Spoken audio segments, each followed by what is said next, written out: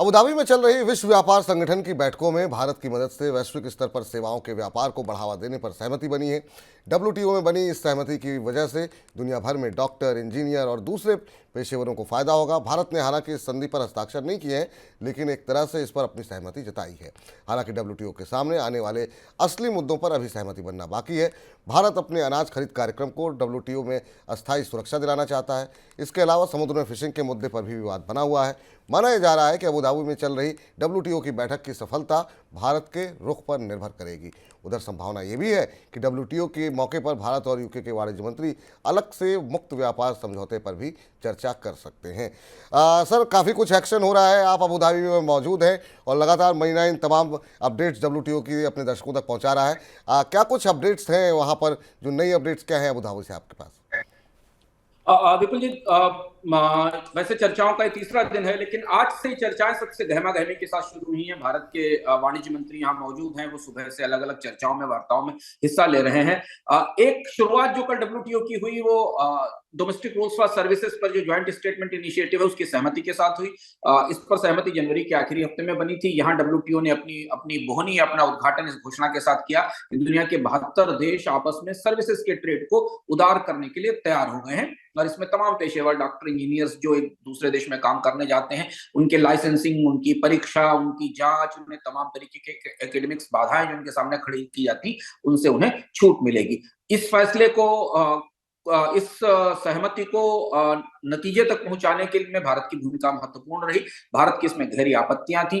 वो इसे मान रहा था कि भारत की मल्टीलेटरल व्यवस्था के विरुद्ध है, लेकिन अंततः भारत का तर्क माना गया। इसे डब्ल्यूटीओ की बड़ी बॉडी में ले जाकर मंजूर कराया गया, और तब भारत ने अपनी आपत्तियां वापस ली। हालांकि ध्यान रहे कि भारत और दक्षिण अफ्रीका इस सहमति का हिस्सा नहीं है, उन्होंने सहमति पर दस्तखत नहीं किए हैं, पर इसमें ऐसा प्रावधान है कि दुनिया का कोई भी देश अगर चाहेगा तो इसका लाभ ले सकता है, अगर इसे ज्वाइन करना चाहेगा।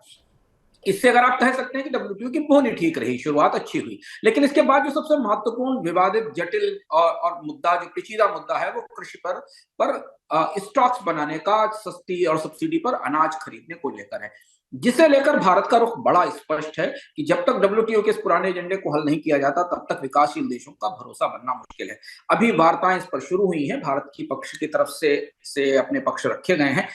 देखना होगा कि डब्ल्यूटीओ के बाकी सदस्य देश इस पर क्या रुख लेते हैं, क्योंकि यही एक मुद्दा है जिस पर केंद्रित होगी डब्ल्यूटीओ की अबू धाबी की बैठक की सफलता, और यहीं से यह तय होगा कि आने वाले समय में डब्ल्यूटीओ किस दिशा में जाएगा, क्योंकि 80 देशों की ग्रुपिंग, जिसका नाम G33 है, जिनके पास करीब 60% के आसपास पॉपुलेशन है, वो इस मामले पर अभी फिलहाल कोई बड़ी रियायत देने को तैयार नहीं है। जी, इसी पर सर सवाल था मेरा कि आखिर में क्या भारत के जो अनाज खरीद कार्यक्रम है, इसको क्या कानूनी मान्यता मिल सकती है डब्ल्यूटीओ में? अभी देखना जरूरी है, कि देखना होगा, क्योंकि अनाज खरीद कार्यक्रम को लेकर बहुत सारे देश, यूरोपीय समुदाय और अमेरिका जैसे देश मान रहे हैं कि एक किस्म की सब्सिडी व्यवस्था है जो डब्ल्यूटीओ के नियमों के पक्ष में नहीं है। भारत का रुख इस मामले में खासा स्पष्ट है। अब जब वार्ताएं आगे तेजी से बढ़ेंगी, तब हमें समझ में आएगा कि इसमें किस तरीके के नतीजे निकल कर आते हैं। लेकिन ये मुद्दा भारत की राजनीति की दृष्टि से, जब भारत में किसानों का आंदोलन चल रहा है, एमएसपी को लेकर तमाम नीतियों पर पुनर्विचार की बात चल रही है, तो ये मुद्दा भारत की राजनीति की दृष्टि से भी खासा संवेदनशील है। एक और मुद्दा जो थोड़ा सा विवादित है सर, वो है फिशिंग का मुद्दा।